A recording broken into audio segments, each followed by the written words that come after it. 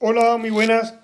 Bien, vamos a ver el tema correspondiente al modelo del multiplicador de la asignatura Introducción a la Macroeconomía. En este caso, el modelo de multiplicador, también llamado modelo keynesiano, en honor al economista que lo introdujo en el mundo de la economía, que fue Keynes. Bien, pues este modelo ya os comento que se conoce con el nombre del modelo del multiplicador. Vale, aquí pongo modelo del multiplicador. Sí, bien. Y en su versión más simple, la versión más simple, porque ya iremos viendo a lo largo de este capítulo que van a ir entrando pues, nuevos agentes, pero en su versión más simple tiene una serie, digamos, de condiciones o de supuestos que hay que tener muy claro, ¿vale? Que vamos a ver ahora mismo. Entonces, en la versión más simple únicamente van a aparecer, como primera condición podríamos establecer que solo van a aparecer dos sectores, que son los hogares y las empresas. O sea que no tiene sector público y tampoco tiene sector exterior. Al no tener sector público, pues no hay ni impuestos, no hay transferencias y eso nos lleva a que la renta sea lo mismo que la renta disponible, o sea que la renta que llega a los hogares pues va a ser totalmente disponible, va a estar a disposición de esos hogares. O sea, el Estado no se va a llevar nada de impuestos, ni tampoco van a venir transferencias por parte del Estado a los hogares. O sea, que la renta y la renta disponible van a ser conceptos sinónimos. Es una visión de la economía en el muy corto plazo. ¿Por qué? Pues porque necesitamos, para que todo esto sea vigente, sea posible, necesitamos una serie de rigideces. Necesitamos que, por ejemplo, que los precios se mantengan constantes, ¿vale? Que las empresas puedan aumentar la producción, pero que los precios no vayan a cambiar, ¿vale? Que no cambien los precios de los factores, pues eso lo veréis en cursos más avanzados. Pero en este caso necesitamos que sea al muy corto plazo, o sea, que la economía tenga poco margen para maniobrar. Y uno de los impedimentos que vamos a poner es que los precios no puedan cambiar, ¿vale? Eso será posible si el plazo de tiempo es muy corto. Mirar, por ejemplo, ahora con todo el problema este que hay de los cuellos de botella que hay en cuanto a la producción, pues con todo lo que ha habido con el COVID, desgraciadamente con lo de la guerra que está sucediendo aquí ahora mismo en Europa. Bueno, pues eso va a alterar, ha ido alterando la inflación, pero la inflación no ha sido de golpe, sino que ha ido subiendo poco a poco. Entonces, en el muy corto plazo los precios sí se pueden mantener, pero a la que el tiempo ya se estira un poco, pues ya la economía empieza a reaccionar. Entonces necesitamos que el plazo de tiempo sea muy corto para que, por ejemplo, en este caso, el precio no pueda permanezca constante, no pueda aumentar. Tienen que existir recursos desempleados. Significa, por ejemplo, que tiene que haber gente desempleada de la cual las empresas puedan tirar si quieren aumentar, en su caso, si quieren aumentar la producción. Que los mercados de bienes y los mercados financieros, los mercados monetarios, no tengan tiempo para relacionarse, en el sentido de que, ya veréis, incluso en este curso, en un tema posterior veréis la influencia que podría tener el mercado monetario en el mercado de bienes. Pero eso ya será tema será cuestión de otro tema. Y la última premisa que vamos a ver es que las empresas tienen que distribuir todo el beneficio a los hogares. O sea, las empresas no se van a quedar con ningún beneficio para ellas, sino que todo va a repercutir en la renta de los hogares. Bueno, pues ¿qué fue una de las primeras cosas que introdujo Keynes en su libro de teoría general? Bueno, pues la función consumo. La función consumo fue el primer economista en relacionar la función consumo con la renta, o sea, el consumo de los hogares con la renta disponible. O sea, para él el consumo dependía de lo que luego veremos, el concepto que él tenía de renta disponible.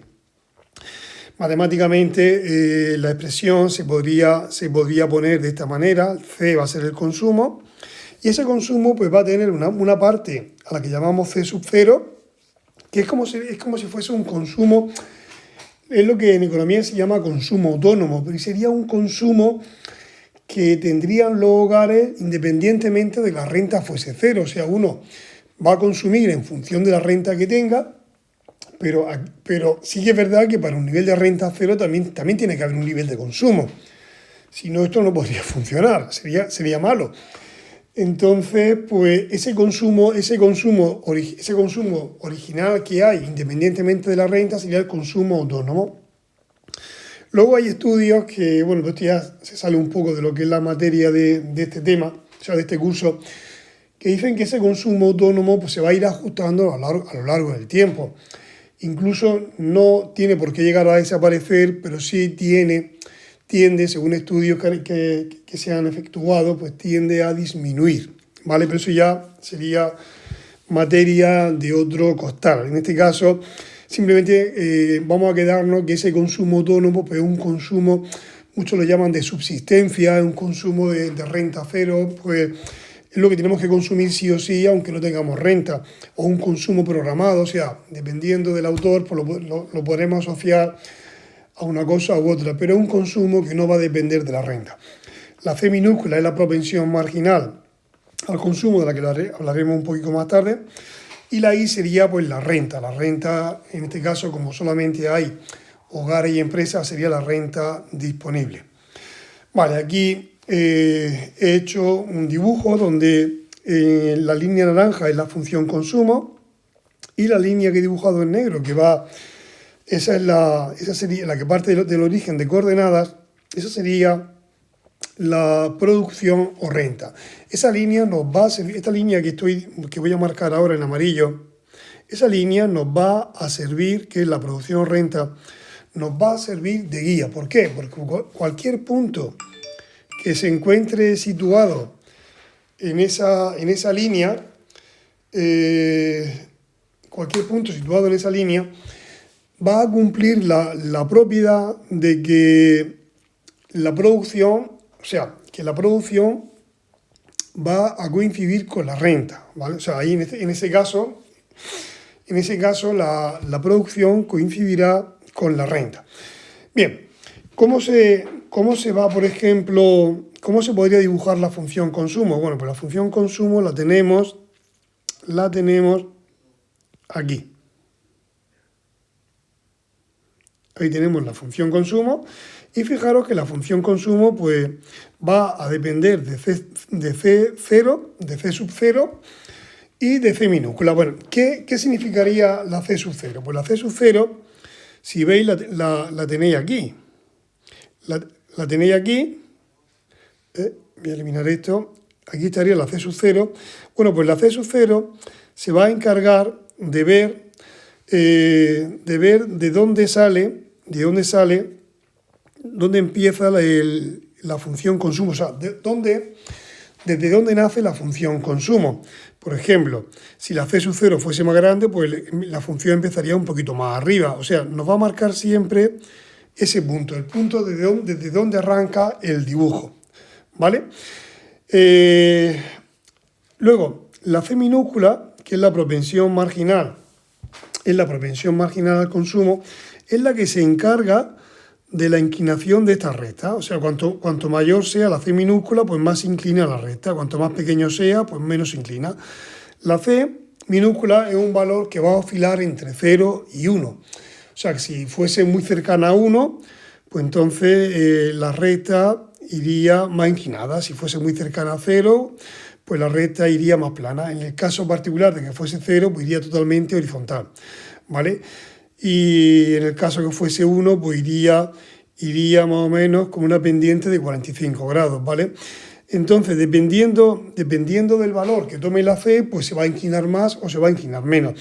La C va a ser la responsable de decirnos, o sea, la C minúscula nos va a indicar o a informar de qué parte de la renta se va a consumir. Por ejemplo, si la C fuese 0,8, ya lo veremos un poquito más tarde, que los hogares van a consumir, si es 0,8, pues van a consumir el 80% de la renta, ¿vale? Si la C fuese 0,7, pues consumirían el 70% de la renta. O sea que esa C nos va a indicar en qué proporción o en qué porcentaje se va a consumir la renta que van a tener a su disposición los hogares. Vale, eso os lo comento aquí ahora mismo. Pues para Keynes, él pensaba que el consumo aumenta conforme aumenta la renta. O sea, si aumenta la renta, aumenta el consumo. Pero no aumenta tanto como la renta. O sea, que no aumenta en la misma proporción que la renta. O sea, si la renta aumenta en 2.000, el consumo no va a aumentar en 2.000, va a aumentar una parte de esos 2.000. Y el responsable de ver qué parte de esa nueva renta se va a consumir va a ser la C minúscula, lo que llamamos propensión marginal al consumo. Aquí, por ejemplo, si la C fuese 0,8, eso quiere decir que si la renta aumentara, por ejemplo, como he puesto aquí, en 2.000 euros, pues solamente el 80% de esos 2.000 euros se destinarían al consumo. Bueno, digo solamente, quiero decir que es una cantidad bastante elevada, pero bueno, el 80% de 2.000 serían 1.600, o sea, de esos 2.000 euros, 1.600 se destinarían al consumo. La otra cara de la moneda sería el ahorro. Si 1.600 de los 2.000 se destinan al consumo, que es lo que he puesto aquí, pues el resto, o sea, lo que queda para llegar a 2.000, que son 400, esa parte sería el ahorro. ¿Y quién es el responsable del ahorro? Bueno, pues el responsable del ahorro, eso se le llama propensión marginal al ahorro, cuyo nombre está aquí, y se la indica con la letra S minúscula. ¿Y qué relación hay entre la S, entre la propensión marginal al consumo y la propensión marginal al ahorro? Pues esa relación siempre se ha de cumplir, que entre las dos propensiones marginales han de sumar 1. O sea que si la propensión marginal al consumo es 0,8, la propensión marginal al ahorro es 0,2. O sea, si el 80% de la nueva renta se destina al consumo, pues el 20% se ha de destinar al ahorro. Muy bien, aquí por ejemplo, en esta página voy a hacer una serie de gráficas donde la idea es que veáis, que vayáis viendo qué relación hay entre la recta la recta, en este caso que he pintado en rojo, la que he puesto producción o renta, que sería esta de aquí, o sea, la que va en rojo, la que voy a pintar ahora, la que voy a marcar en amarillo, esa nos va a servir de guía. Ya veréis lo que quiero decir. Vale, vamos a suponer que solamente vamos a entender, o sea, vamos a contemplar el consumo, los hogares. Bueno, pues, ¿qué pasaría, por ejemplo, si se consumiera en un punto situado, por ejemplo, aquí, el que estoy marcando ahora en rojo? Fijaros que en ese punto la línea naranja está por encima de la línea roja. La línea naranja es la que corresponde al consumo y la línea roja es la que corresponde a la producción o la renta. Entonces, si veis, aquí hay una diferencia. Esta diferencia es lo que separa la línea naranja, que es lo que se ha consumido, de la línea roja, que es la que nos dice la renta que tienen los hogares. Bueno, pues se está consumiendo por encima de la renta. O sea, tenemos un nivel de consumo que está por encima del nivel de renta que tenemos. Y es lo que he puesto aquí, como un desahorro. O sea, aquí estaríamos consumiendo por encima de la renta que tenemos, y se estaría produciendo pues lo que se llamaría un desahorro, o sea, un ahorro negativo, porque nuestro nivel de consumo es superior a nuestro nivel de renta. Sin embargo, si nos situamos, por ejemplo, en el punto que voy a pintar en verde ahora, imaginad que nuestro nivel de consumo está aquí, ¿vale? Pues nuestro nivel de consumo estaría por debajo de nuestro nivel de renta. Nuestro nivel de renta vendría dado aquí, en la línea roja. Entonces estamos consumiendo por debajo de nuestra renta. Entonces ahí habría un nivel de ahorro. O sea, que si consumimos menos del nivel de renta, pues estaríamos ahorrando.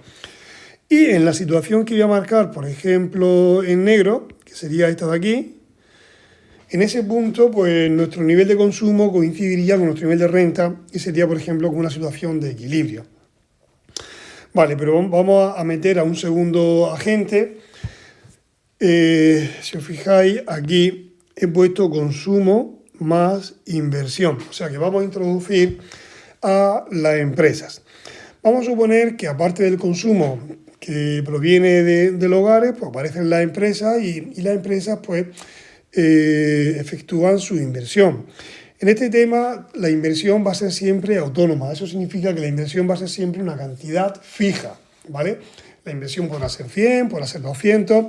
Ya veréis en cursos posteriores que la inversión, las empresas cuando van a invertir, pues tendrán una inversión autónoma, una inversión ya programada de por sí, pero podría haber una componente de la inversión que dependiera de la renta. Es decir, si las empresas ven que la renta va aumentando, o sea que estamos en un ciclo expansivo, o sea que se está consumiendo más, pues se podrían animar a invertir más. O sea, aparte de la inversión que ya lo hubiesen planeada, pues podrían aumentar la inversión. O sea que la inversión podría depender de la renta, de la renta. O sea, si la renta va aumentando, pues la empresa se puede animar a invertir. Pero en este curso creo recordar que, o por lo menos en este tema, la inversión va a ser siempre autónoma, o sea que no va a depender de la renta. Bien, ¿eso en qué se traduce gráficamente? Aquí tenemos la línea naranja, que es la correspondiente al consumo, y he marcado dos líneas violetas apuntando hacia arriba, dos flechas apuntando hacia arriba. ¿Por qué? Porque esa línea naranja, que es la que se debe a los hogares, al meterle las empresas, eso va a hacer que nuestra línea se desplazara hacia arriba, y esta la voy a pintar de color aquí. Se desplazara hacia arriba, no, la voy a pintar de este color, bien. Se desplazara hacia arriba así. Vale. ¿Por qué? Pues porque tenemos que tener en cuenta que aquí ya aparecía el consumo de los hogares. Solamente con los hogares, digamos que la renta, o sea, la producción, estaría aquí. Esto simplemente con los hogares. Al meter en las empresas, pues la producción tiene que aumentar. O sea, la renta, la cantidad consumida tendrá que aumentar. Se pasará de una cantidad I sub 0 a una cantidad I sub 1. ¿Vale? Eso matemáticamente, ya os digo, gráficamente se podría intuir como un desplazamiento hacia arriba, ¿vale? O sea, ya intervienen dos agentes y habrá que contemplar el consumo de los hogares más la parte que invierta en la empresa. Eso va a hacer que la renta aumente. Vale, pues ¿qué pasaría, por ejemplo, si aparte de hogares y empresas aparece también, como ocurre aquí, aparece también el sector público? El sector público pues será el encargado, por ejemplo, en este caso, del gasto público. Bueno, pues la línea de color violeta que dibujé antes, pues al meterse también el sector público y producir un gasto en la economía, bueno, pues eso lo que va a hacer es aumentar la producción y la renta. Bueno, entonces eso gráficamente se traduciría con otra línea, o sea, con un desplazamiento hacia arriba de la línea anterior. Entonces, en un principio, solamente con los hogares se llegó a consumir, digamos, a un gasto de I sub 0. Al meterle la empresa, pues se llegó a un nivel de gasto de I sub 1 y al meterle, por ejemplo, el sector público, pues se llegó a otro nivel de gasto I sub 2. O sea que conforme van apareciendo agentes, pues ese nivel va aumentando, ¿vale?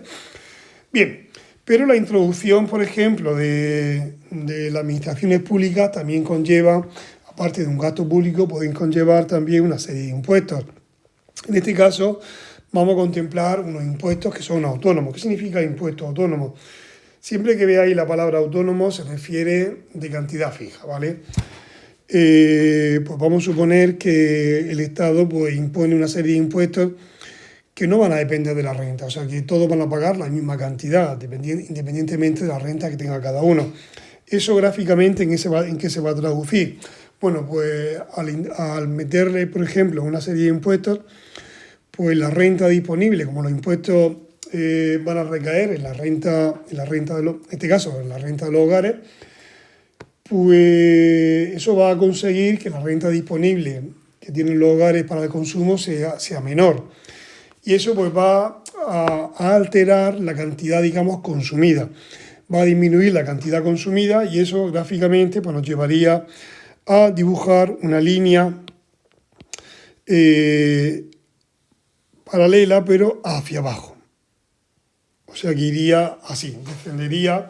Entonces pasaríamos sin impuestos, es como si nuestro nivel de gastos estuviese aquí, y con impuestos pues descendería, pues por ejemplo aquí estaría el ICER y aquí estaría el IVA, ¿no? O sea, se gastaría una cantidad menor. Vale, pero esta sería, digamos, la opción. Quiero que se vea que es paralelo. A ver si se ve. Vale, sí, paralelo. La idea es que la línea azul y la línea de color gris sean paralelas, ¿vale? Porque ahora, en este caso, en este gráfico, lo que quiero que veáis, cuál sería el efecto si los impuestos fuesen proporcionales a la renta. Son unos impuestos pues, más creíbles o quizás, no sé, sí, más justos, en el sentido de que aquellos que dispongan de más renta pues paguen una cantidad mayor que aquellos que tengan una renta más pequeña. Entonces, no todos van a pagar lo mismo, sino que aquel que tenga más renta pues pagará una cantidad mayor. Al hacer depender la cantidad el impuesto de la renta, pues, en economía se dice impuestos proporcionales a la renta. Y eso lo he indicado, por ejemplo, está indicado aquí, donde la T mayúscula sería el nivel de impuestos, la cantidad de impuestos, la I por el nivel de renta y la T minúscula sería el tipo impositivo. El tipo impositivo es la parte de la renta que nos van a quitar en modo de impuestos. Por ejemplo, si el tipo impositivo, si la T minúscula fuese 0,1, pues nos quitarían el 10% de la renta. ¿Vale? Vale, ¿eso en qué modificaría la línea azul que contempla, por ejemplo, en este caso, esta línea azul que contempla el consumo de los hogares, la inversión de la empresa y el gasto público? Pues eso nos llevaría a que el nivel de gasto tiene que ser menor, pero gráficamente lo solucionamos de esta manera. Vale. Tiene que ser una línea que parta desde el mismo punto que la línea azul, ¿vale? Porque si el nivel de renta es 0, los impuestos van a ser 0, o sea, no nos van a quitar nada. Entonces, este punto que hay aquí, el punto que voy a marcar aquí, ese punto es para un nivel de renta 0. Para un nivel de renta 0 no nos van a quitar nada, o sea que la línea gris y la línea azul van a coincidir. Pero fijaros que la línea que he puesto de color gris, esa línea no es paralela a la línea azul, sino que conforme va avanzando hacia la derecha se van como separando. Eso significa que conforme aumenta la renta, porque la renta aumenta en el eje horizontal y aumenta hacia la derecha, conforme la renta aumenta, pues nos van quitando mayor cantidad, o sea, la cantidad que nos van quitando es mayor, por eso la separación tiene que ser cada vez más grande, ¿vale? Entonces, el nivel de separación va a depender del valor que tenga la T minúscula. Cuanto más pequeña sea la T minúscula, pues más cerca estarán estas dos líneas. Cuanto mayor sea la T minúscula, pues más se van a separar estas dos líneas. Pero siempre partiendo desde el punto donde la línea azul corta al eje vertical, ¿vale? Eso sería el efecto de introducir un impuesto proporcional a la renta. Sería una línea que va a depender del tipo impositivo. Esta línea se va a separar más de la línea azul conforme aumente el tipo impositivo. O sea que conforme el tipo impositivo aumenta, pues más separaciones entre las dos. Y conforme el tipo de impositivo disminuye, pues más juntas estarán las dos, ¿vale? Pero siempre se irán separando ambas curvas, o sea que conforme vamos avanzando hacia la derecha, la separación que hay entre ellas pues va a ir aumentando, ¿vale? Vale, pues fijaros que sin el impuesto el nivel de gasto estaría aquí, y con el impuesto pues el nivel de gasto iría, por ejemplo, y la sección de equilibrio iría ahí, o sea que se produce, al introducir un impuesto, pues se produce una disminución en la renta. Muy bien, pues vale, aparte de hablar de las propensiones marginales, que era, recordad que la propensión marginal, en este caso al consumo, era la parte de la nueva renta que se va a destinar al consumo, o sea, si teníamos una nueva renta de 2.000 euros y la propensión marginal al consumo era 0,8, pues el 80% de la nueva renta se va a destinar al consumo. Y lo mismo, por ejemplo, con la propensión marginal al ahorro. Si la propensión marginal al ahorro es 0,2, pues si la renta aumenta en 2.000 unidades, pues solamente un 20% se va a destinar al ahorro. Luego está la propensión media. La propensión media al consumo y al ahorro no tienen por qué coincidir con las propensiones marginales. De hecho, la propensión media del consumo es simplemente dividir la cantidad total consumida entre la renta total, ¿vale? ¿Van a coincidir la propensión media y la propensión marginal? Pues si hay un consumo autónomo, no van a coincidir. Coincidirían si no hubiese consumo autónomo, pero al haber un consumo autónomo no van a coincidir. La propensión media va a ser distinta de la propensión marginal. Y con la propensión media ahorrar, pues lo mismo. Aquí, por ejemplo, os comento que, bueno, antes de esto, imaginar que tenemos una función de consumo donde hay un consumo autónomo más una propensión marginal y luego tenemos un nivel de renta. Vamos a suponer que el consumo autónomo son 400, la propensión marginal 0,8 y la renta de equilibrio vamos a suponer que salen, por ejemplo, que sale 1.000. ¿Vale? ¿Cuál sería, por ejemplo, el consumo? Pues nuestro consumo sería pues 400 más 0,8 por 1.000. 0,8 por 1.000 son 800 más 400, pues sería 1.200. Vamos a suponer que el consumo autónomo es un pelín más pequeño.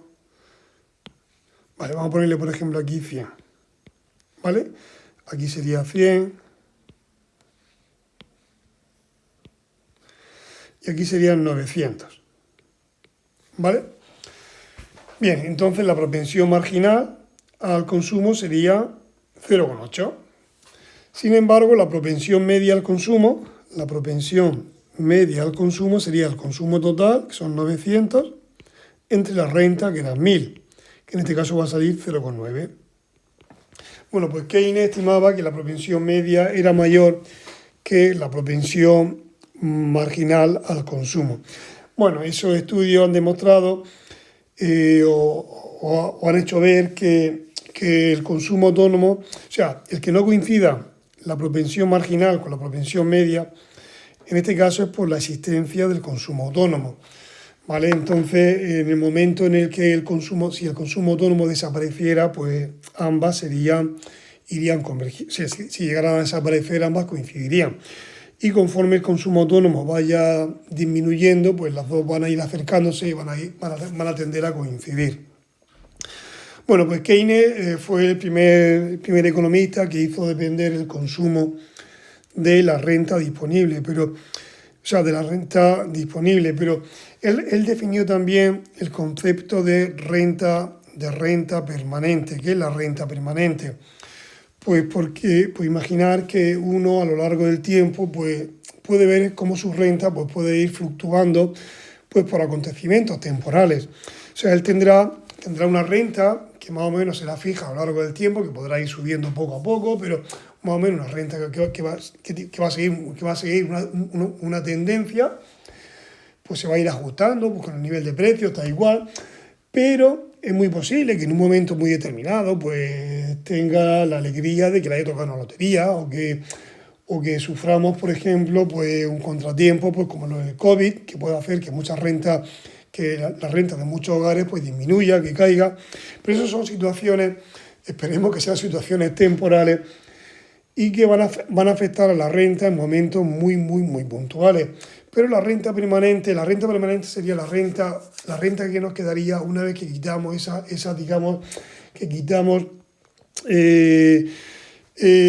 todo aquello que pueda influir en la renta. O sea, una vez que quitamos pues, el premio que nos pueda tocar en la lotería, o yo qué sé, o en una quiniela, o en la Bonoloto, o, o una mala experiencia, o sea, o algo, una desgracia, por ejemplo, como puede ser con lo del COVID, o por ejemplo imaginar que la guerra pues llega a situaciones un poco, llega a situaciones peores y eso puede hacer que la renta disminuya.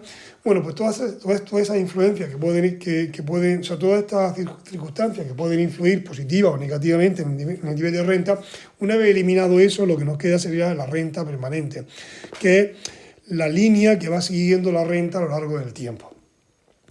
Vale, pues hizo depender el consumo de lo que era la renta permanente. Bien, no es la única teoría, por ejemplo, Modigliani, que también fue, ¿no? Eso también, pero Keynes no fue premio Nobel. Modigliani sí que fue premio Nobel. Él aportó otra teoría del consumo, que es la teoría del ciclo vital. Hay otras más, Milton Friedman introdujo otra y otra serie de economistas, también fue premio Nobel, otra serie de economistas han ido introduciendo teorías, digamos, del consumo.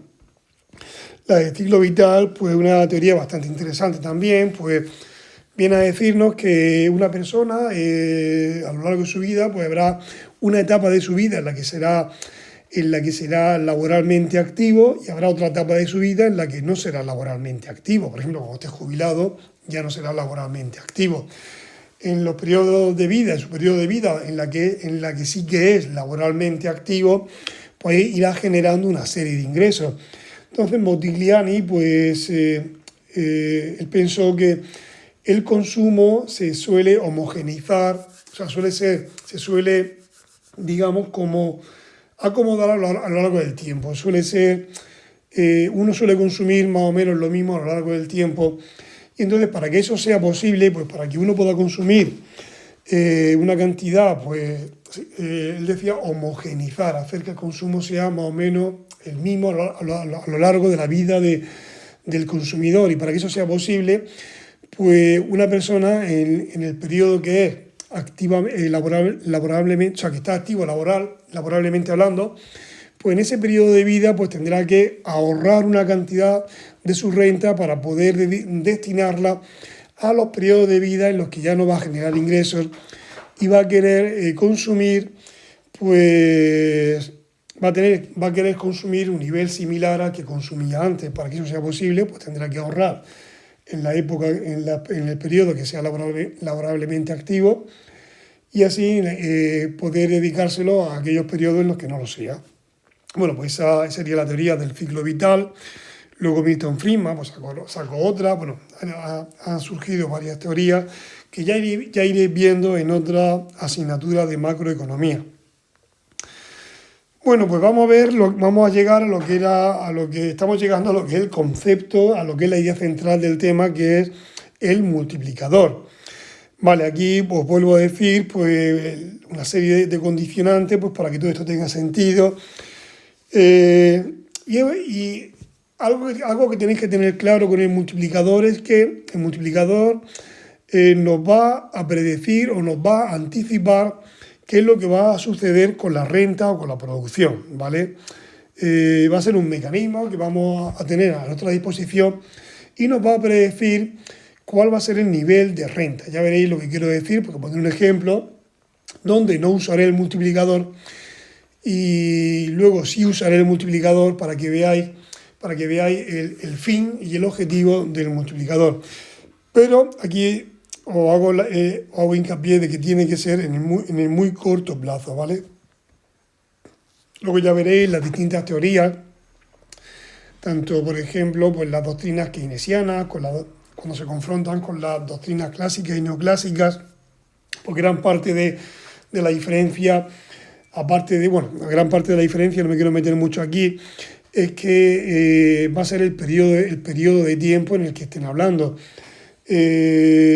Para los keynesianos el periodo de tiempo es el corto plazo, en el largo plazo pues tiene más vigencia lo que son las ideas clásicas o neoclásicas, y luego ahí, bueno, pues ya veréis en un tema posterior pues cómo se han ido acomodando estas dos posturas que parecen enfrentadas, pero que no están tan enfrentadas, sino que se suelen referir a periodos de tiempo distintos.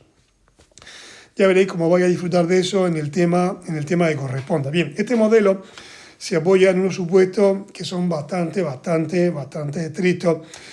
Y ya digo, en el muy corto plazo, donde los precios y salarios, por ejemplo, sean fijos. Ya sabéis que los salarios se suelen establecer pues, a principio de periodo, y durante el periodo pues, suelen estar vigentes, independientemente de si los precios suben o si la inflación sube o no. Es difícil que el salario se pueda ajustar. Los precios también se consideran que van a estar fijos, y eso sería creíble en el muy corto plazo. Hay recursos desempleados, o sea que podremos echar mano de trabajadores que no están empleados en ese momento, y ya veréis, en este tema aún no sabéis el porqué, pero ya veréis el significado de que no intervenga la política monetaria, porque la política monetaria va a ser una herramienta que va a estar a disposición pues, de los decisores políticos pues, para intentar influenciar en la economía. Pues no vamos a dejar margen para que esa política pueda introducirse, ¿vale? Tiene que ser en el muy corto plazo. También vemos que la inversión tiene que ser autónoma, eso es muy importante, en este tema quiero decir. Y ya está, que sea autónoma, pues simplemente es que no dependen del valor que tenga la renta, es lo que comenté en un principio, que será una cantidad que ya estará programada de por sí, o sea, per se estará programada por la empresa, independientemente de si la renta ha aumentado o no ha aumentado. Bueno, pues ¿cómo se determina, por ejemplo, el nivel de equilibrio a través del consumo y la inversión? Recordad que estamos en la versión más simple, hogares y empresas. Entonces solo puede haber consumo, hogares, inversión, empresas. Pues aquí he puesto los hogares, aquí he puesto la empresa. Los hogares serán los que participen en el consumo planeado, y las empresas pues las que participen en la inversión planeada, y la suma de ambos pues dará la demanda planeada, ¿vale? Entonces, en el nivel de equilibrio, bueno, pues la demanda planeada será lo que han planeado consumir los hogares más lo que han planeado invertir las empresas. Y eso, pues aquí os comento qué pasaría, por ejemplo, si el nivel de demanda planeada pues no coincidiera con el nivel de producción. Si la demanda es superior al nivel de producción, si se demanda más de lo que se produce, pues para poder satisfacer ese exceso de demanda, pues la empresa, o sea, todo el ajuste va a venir por la empresa. La empresa, o sea, los hogares siempre van a consumir aquella cantidad que han planeado. O sea, las empresas son las que tienen que acomodarse. Entonces, si se ha demandado más de lo producido, pues las empresas tendrán que vaciar su estocaje. Ellas querrían tener un nivel de estocaje, ¿vale? Pero la situación no se ha dado la que ellas pensaban, y pues tendrán que empezar a vaciar estocaje pues para poder dar pie a ese exceso de demanda que hay. Y entonces ya, si van vaciando, pues si van disminuyendo su nivel de estocaje, pues para el siguiente periodo pues tomarán nota y producirán más, ¿vale? O sea que ahí se podría producir el equilibrio, de manera que la idea era que coincida la cantidad demandada, la demanda planeada, que coincida pues con el nivel de producción. Y si fuese al revés, si el nivel de demanda fuese inferior, si la demanda planeada fuese inferior al nivel de producción, pues las empresas se darían cuenta que están acumulando existencias, y eso les llevará a que en el siguiente periodo pues vayan a producir menos, ¿vale? Y entonces, bueno, pues así irán convergiendo, tanto en la situación primera como en la segunda, se convergerá a una situación de equilibrio. Vale, pues, por ejemplo, vamos a ver, aquí, por ejemplo, pregunto qué sucede si se produce un incremento en la inversión planeada, ¿vale? La inversión planeada es que las empresas pues habían planeado un nivel concreto de inversión, pero bueno, pues luego, ¿qué pasa si ese nivel concreto se aumenta? Vale, pues recordar que el modelo que planteamos pues fue un modelo donde solamente había hogares y solamente había empresas. Los hogares son, digamos, los que van a responder del consumo y las empresas serán los responsables de la inversión. Aquí he puesto un modelo donde el consumo autónomo, por ejemplo, 400, la propensión marginal 0,8 y el nivel de inversión autónoma sería 100. Bien, ¿qué pasaría en estas circunstancias? ¿Cuál sería el nivel de renta o producción? Vale, pues aquí pongo que tenemos que despejarla y he dejado un hueco porque quiero que veáis cómo calcular el nivel de renta de equilibrio. O sea, recordáis que hicimos un dibujo donde puse, por ejemplo, una recta, puse una recta que iba, a la que llamamos producción o renta. Esa recta tendría que formar un ángulo de 45 grados con el eje horizontal o con el eje vertical. Y esa línea es la que nos va a servir de guía. Y luego dibujé otra de color naranja que era el consumo y luego otra que era de color lila, donde estaba el consumo y la inversión. Bien, pues imaginaros que está la de color lila, donde está el consumo y donde está la inversión. Vale, pues la idea es ver dónde coinciden, porque por ejemplo, si yo me sitúo en este punto que hay aquí, pues la demanda planeada estaría por encima, la demanda planeada sería esto, y estaría por encima de la producción. Entonces ahí tendríamos que vaciar estocaje y la empresa en el siguiente periodo produciría más, ¿vale? En vez de producir esta cantidad, pues produciría más, ¿vale? Entonces la idea es acercarse a este punto que hay aquí, que es el punto de equilibrio, el punto donde van a coincidir la producción o renta, donde va a coincidir con la demanda planeada, que es ese punto de aquí. Vale, pues ¿cómo se calcularía, por ejemplo, este nivel de equilibrio, el nivel de equilibrio? El nivel de renta de equilibrio, bueno, pues simplemente sería despejar la I. Yo tengo que I va a ser igual a 400 más 0,8 I más 100. Vale, lo que voy a hacer es pasar la I al otro lado y me va a quedar I menos 0,2 I tiene que ser igual a 400 más 100, que ya lo voy a juntar y va a ser 500. Vale, si yo junto el I con el 0,2 I, esto era un 0,8, si yo resto I menos 0,8 I, pues me va a quedar 0,2 I. Y aquí se va a quedar un 500. Y si paso el 0,2 dividiendo, o sea, si a 500 lo divido entre 0,2, pues aquí me va a quedar un 2.500. ¿Vale? Ese sería el nivel, es como si fuese este nivel de renta, 2.500. ¿Vale? Bien. Luego me dice, aquí me comenta, supongamos que la inversión aumenta de 100 a 200. Pues recordar que esto gráficamente pues, se podría entender como, a ver si me sale más o menos bien, se podría entender como esta situación. Voy a dibujar en rojo la línea que me marca la producción igual a la renta. Vale. Vamos a suponer ahora que esta línea que me marcaba el consumo y la inversión, al aumentar la inversión, pues la línea en un principio iba así, ¿vale? Con un nivel de equilibrio de 2.500. Si aumenta la inversión, pues esta línea se debe desplazar hacia arriba. O sea, que iría así. Entonces el nivel de renta de equilibrio aumentará y pasará de 2.500 pues a un valor que no sé, aunque sí sé, pero no lo sé. Lo sé porque viene aquí. Pero imaginaros que no lo sabemos. Entonces, ¿cómo podríamos averiguar cuál sería el nivel de renta de equilibrio? O sea, en esta nueva situación, ¿cuál sería la renta de equilibrio? Bueno, pues todo está en función de ver cuál es la parte que ha cambiado. Ha cambiado la inversión autónoma, que ha pasado de 100, ha pasado a 200. Entonces yo aquí lo que he hecho es poner un 200, que es el valor final de la inversión autónoma.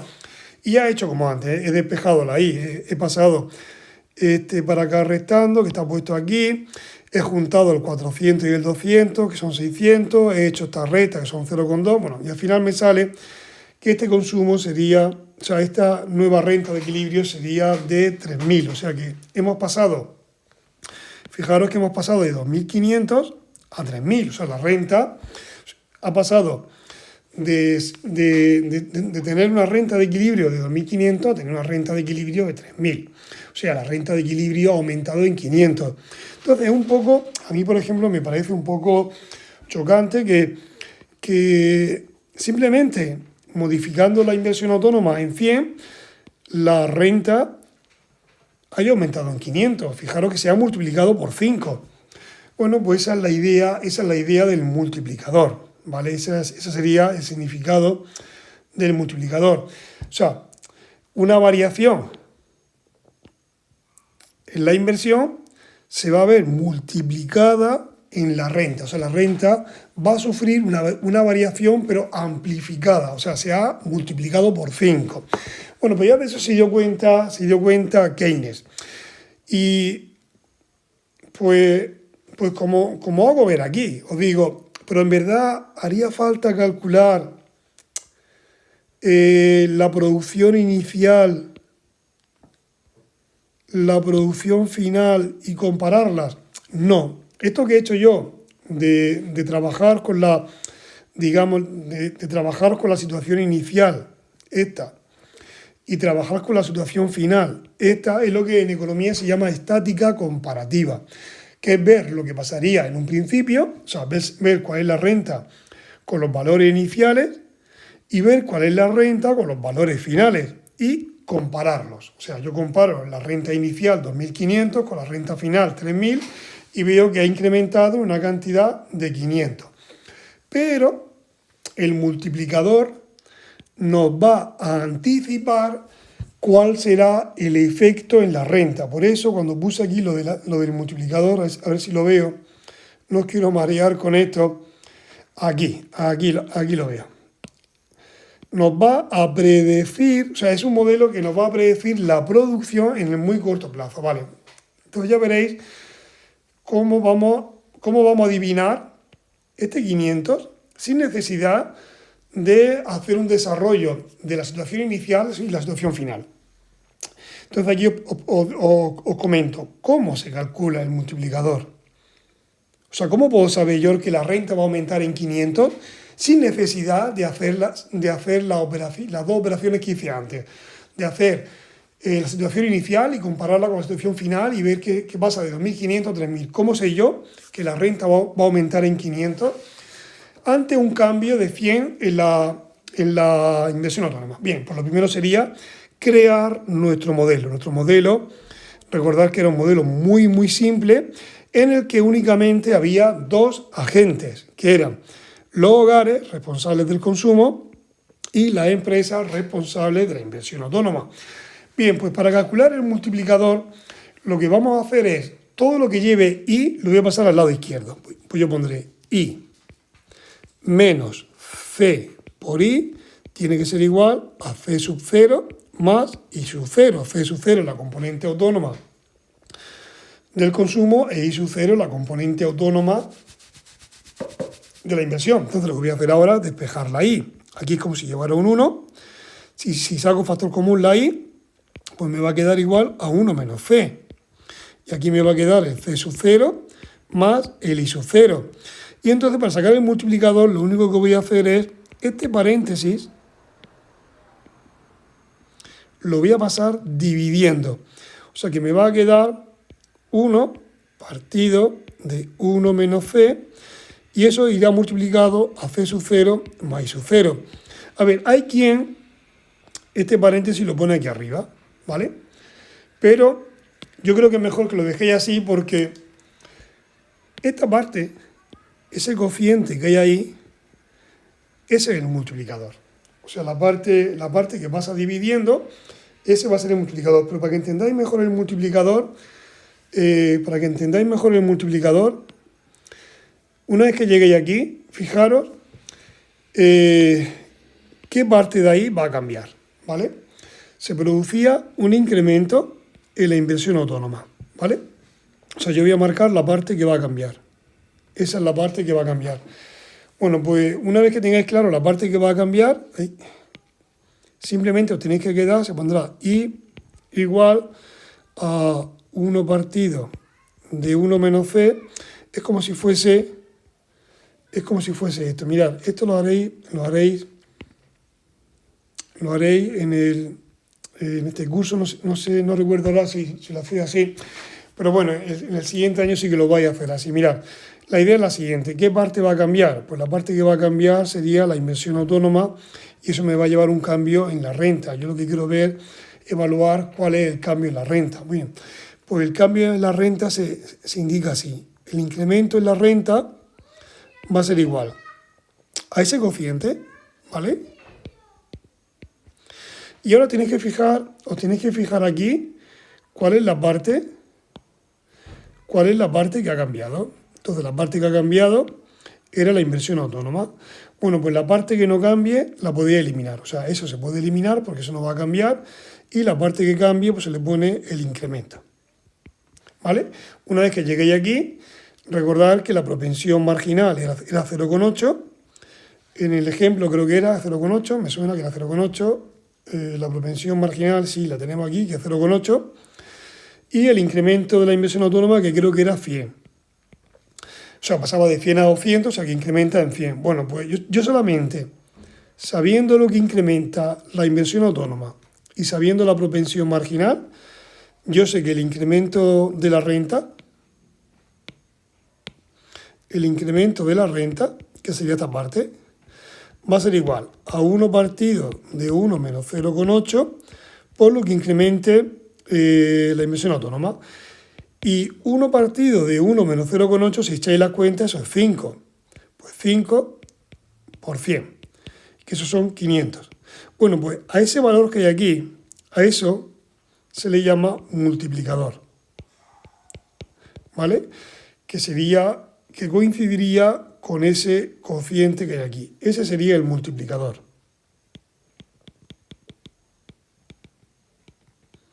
En este caso, el multiplicador de la partida que cambie, el multiplicador de la inversión autónoma, ¿vale? Siempre el multiplicador va a ser el multiplicador de algo, el multiplicador de la inversión autónoma o siempre el multiplicador de lo que cambie. Bueno, pues el multiplicador de la inversión autónoma en este caso sería 5, o sea, eso significa que cualquier cambio en la inversión autónoma se va a multiplicar por 5 en la renta. O sea, si la inversión autónoma aumenta en 100, la renta aumentará 5 veces más, en 500.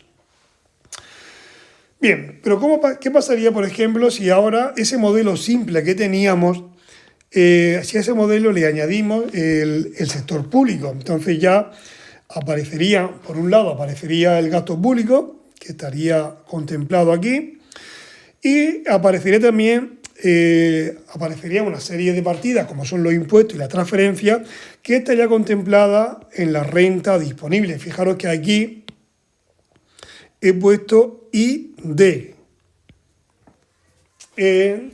digamos como haciendo hincapié en renta disponible. ¿Por qué? Porque al introducirse el sector público, la renta disponible de los hogares ya no va a ser la renta original. ¿Por qué? Pues porque a la renta original, que le llamamos I, le tendríamos que quitar los impuestos y sumarle las posibles transferencias que vayan de las administraciones públicas, por ejemplo, a los hogares. Transferencias, por ejemplo, como pensiones, prestaciones sociales, o sea, cualquier partida que vaya a los hogares, pero que provenga de las administraciones públicas. Eso lo he reflejado aquí. O sea, de los hogares a la administración pública irán los impuestos y al revés, de las administraciones públicas a los hogares, pues irán las transferencias. Y eso va a hacer que la renta original y pues se vea disminuida por los impuestos, pero se vea aumentada por las transferencias. Bueno, pues la renta disponible será el resultado de esa operación, que podrá disminuir o aumentar. Normalmente los impuestos suelen ser mayores que las transferencias. Bueno, dependerá también del nivel de renta que tenga cada uno. Pero bueno, lo que sí que va a suceder es que la renta posiblemente cambie. Normalmente va a cambiar a menos, a que tengamos menos renta, pero sí que es verdad que para niveles de renta muy pequeños, niveles de renta por debajo de la subsistencia, pues las transferencias van a conseguir que la renta disponible de esos hogares aumente y puedan tener, digamos, un mejor desahogo. Vale, pues aquí, por ejemplo, me he planteado pues, qué efecto podría tener una variación en el gasto público en la renta. O sea, ¿cómo va a influir que el gasto público aumente si el sector público aumenta más cantidad? O sea, si el sector público gasta en mayor cantidad, eso en la renta en qué va a influir. ¿Recordáis cuando hicimos? A ver, no quiero marear con esto, pero así lo encontraré porque estaba. Vale, ¿recordáis lo que pasaba cuando se introdujo el sector público? Pues pasamos de un consumo y una inversión a meter el gasto público, bueno, pues eso aumentó. El nivel, digamos, de demanda agregada aumentó. ¿Por qué? Pues porque aparte de la demanda, del consumo planeado y la inversión planeada, pues se metió el gasto público.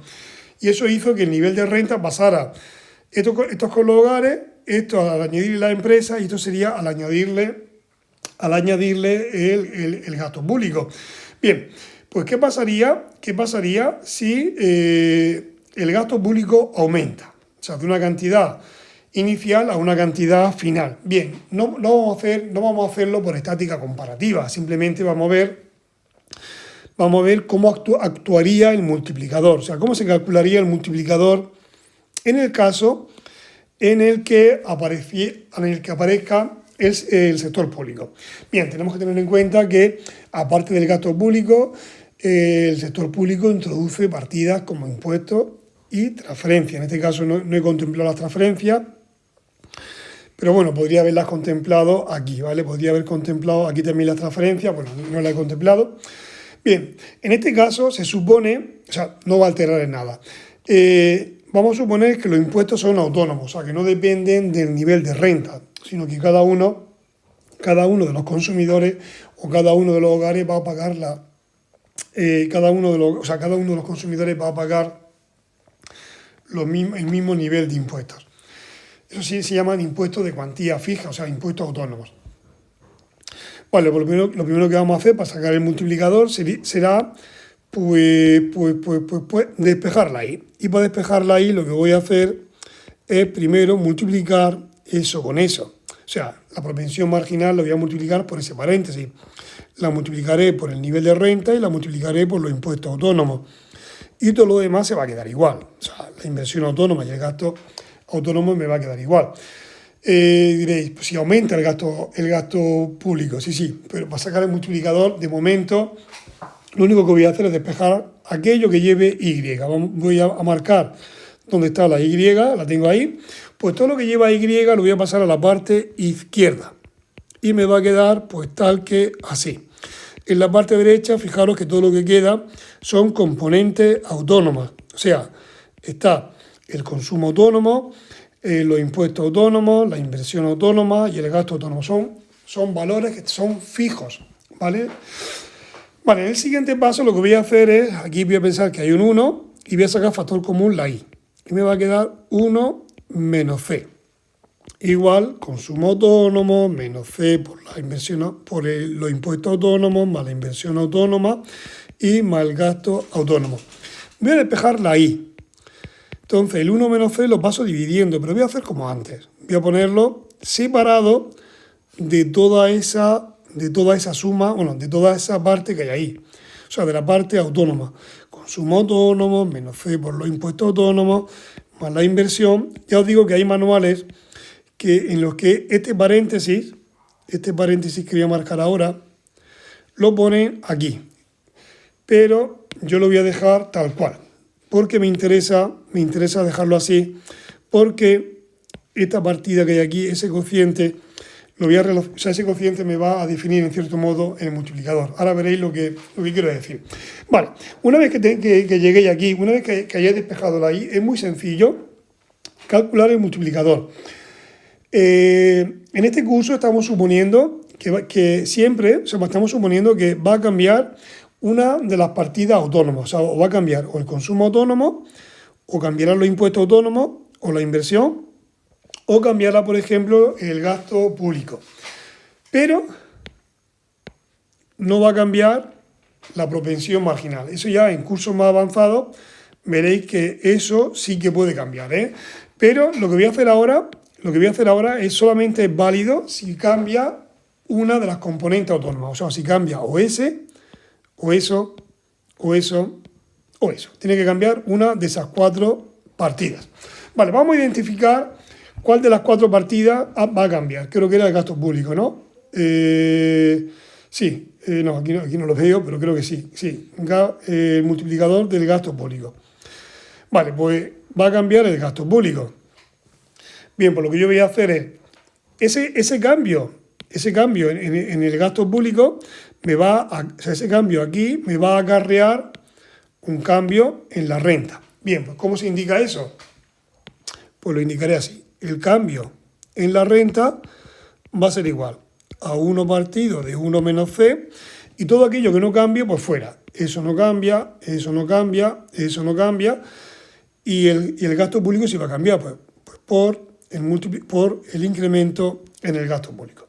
Entonces, imaginaros que os dice, mira, la propensión marginal, vamos a suponer que es 0,9, y el gasto público aumenta en 500, por ejemplo. Pues ¿cuánto aumentaría la renta? Pues mira qué rápido se hace esto. Pues lo que incrementa la renta va a ser igual a 1 partido de 1 menos 0,9 por lo que incremente el gasto público, que son 500. 1 entre 1 menos 0,9, eso sería 1 entre 0,1. Esto da 0,1 y eso da 10. El cociente es 10, pues 10 por 500, que serían 5.000. O sea que la renta aumentaría en 5.000. Y el multiplicador sería ese valor. O sea, lo que dé ese cociente, o sea, el multiplicador sería esto. Bueno, pues lo que dé ese cociente, que en este caso ha dado 10, pues el valor del multiplicador será 10. Potenciar el efecto en 10 veces más. Vale, pues ya que estamos aquí, imaginaros que me piden, voy a añadir página, vale, porque igual no me coge aquí. Imaginaros que me piden que la partida que va a cambiar, vamos a suponer que lo que cambia ahora va a ser, bueno, voy a coger, y esta partida que hay aquí, así, a ver, esta partida que hay aquí, la voy a volver a poner aquí. Era I igual, no me acuerdo cómo era I igual a C0 más, era C por I menos C T0 más I0 y más G0.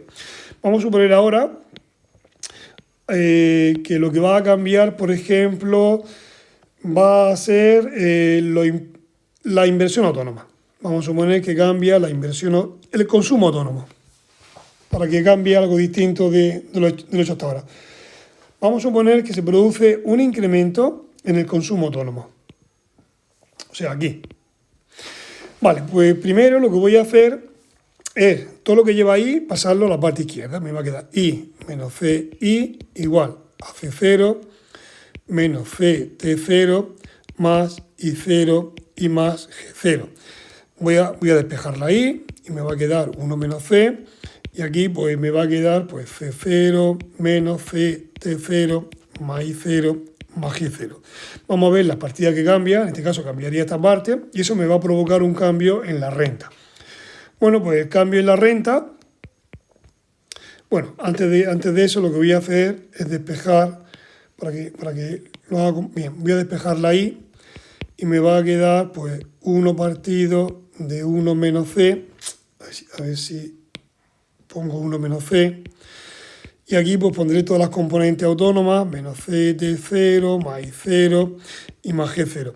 Vale, ¿cómo se calcularía el multiplicador? Bien, pues ¿qué es lo que va a cambiar? Era este de aquí y este de aquí. Vale, pues se pondría el cambio en la renta, pues va a ser igual a 1 partido de 1 menos c.